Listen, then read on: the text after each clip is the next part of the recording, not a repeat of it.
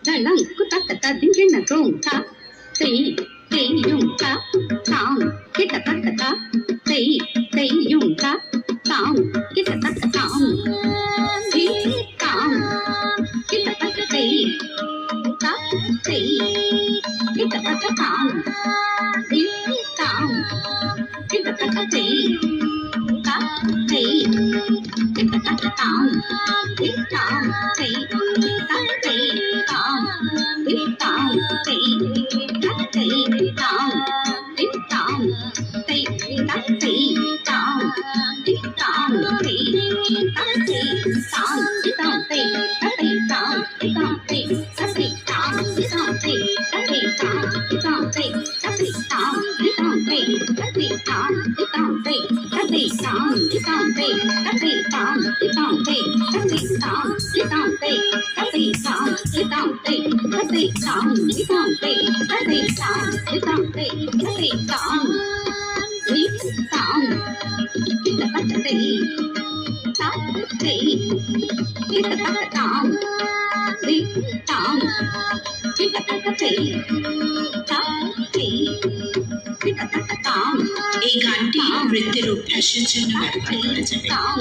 This song can be used for practicing dance। ये गाना नृत्य के अभ्यास के लिए प्रयोग किया जा सकता है। This song can be used for practicing dance। ये गाना नृत्य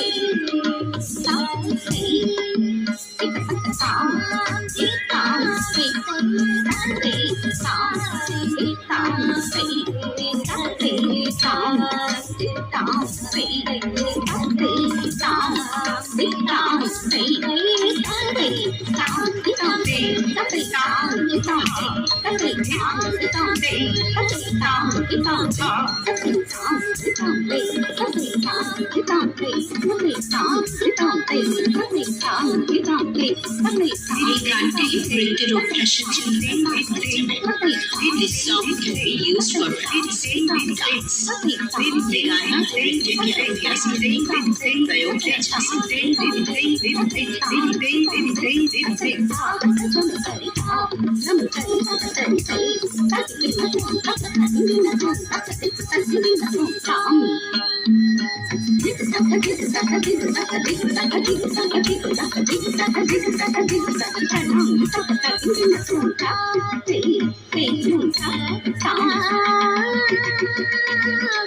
है।